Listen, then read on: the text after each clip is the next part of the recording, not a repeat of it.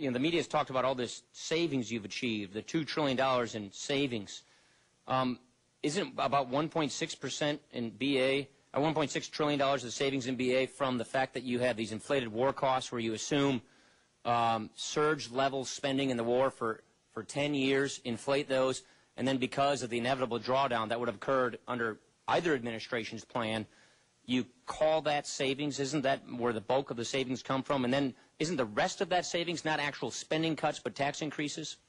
Well, let me break that down into two parts. First, with regard to the savings not war, the traditional way of reflecting discretionary spending is to take a base level and project that out over time, which is exactly what we have done. Okay, can I ask you just right there? Sure. But the base level you're projecting over time is the surge levels, correct? It's the level from 2008. The surge. Correct. Okay. The last full year of funding that has been provided. So you assume in your budget that we were going to have the surge for 10 years. Even though a surge, by definition, is up then back down, you assume we were going to be at the surge level in Iraq for 10 years. Is that correct?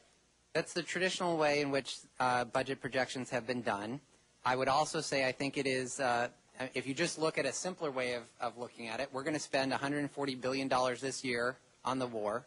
The President's going to walk that down or end things more quickly than I think this year would have been the case if he hadn't won the election, and that saves money. But let me also point out that is not the only source of savings in the budget. The gross savings are much larger than $2 trillion. That saves money. But let me also that is not the only source of savings. In $1 billion in program integrity savings, $50 billion in savings from eliminating subsidies on educational loans to the middlemen in educational loans.